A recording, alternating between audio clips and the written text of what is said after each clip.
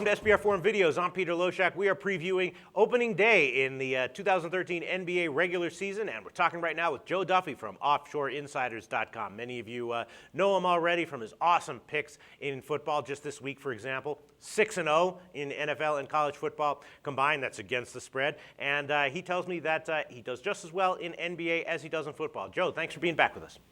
Thank you, Peter. Yep, we've been doing it for 26 years publicly. All right, so before we get into the last game from opening day, for those who don't already know who you are, tell us a little bit about who you are at OffshoreInsiders.com.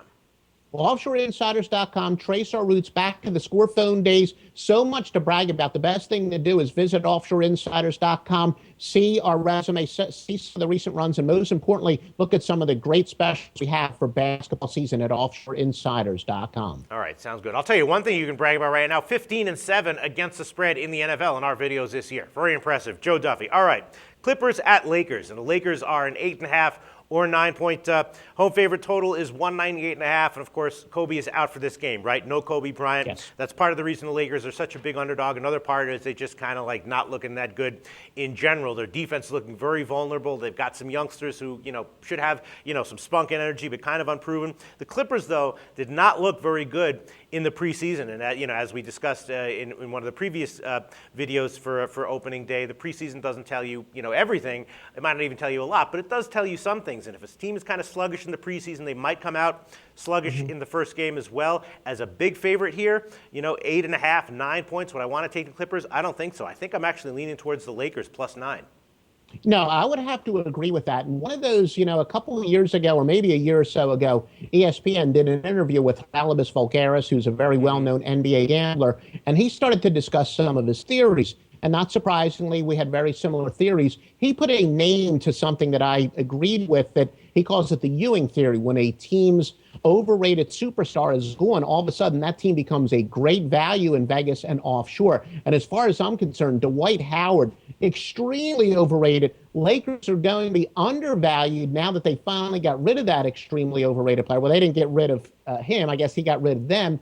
But the Lakers, I think, are going to be of great value. The so-called Ewing theory does apply here. The only problem is, as you said, it's somewhat nullified by the fact that Kobe Bryant is out, and I'm not a fan of Mike D'Antoni. I think he's a lousy coach, and he's going up against one of the best coaches in the NBA here. But still, all in all, at the end of the day, that is a ton of points. Yeah, I'm agreeing with him. Also slightly leaning towards the over at 198.5. Yeah. But I think if I had to make a play on this one, official pick right now, I think I would go with the Lakers +9. Is that going to be your official pick as well? No, I'm going to say my official pick will be the over because, a Mike D'Antoni coach team, and you've got a total of less than 200. I realize the Lakers are without their big offensive star, but the Clippers, they have possibly the best 1-2 punch offensively in the league, with Chris Paul and Blake Griffin. And I know that Doc Rivers comes in as somebody who likes to play a half-court offense, but keep in mind, he did that when he was in Boston. Other than he did have a young point guard in Rajon Rondo, but the rest of his team was an older team. Now he's got a little bit more youth here.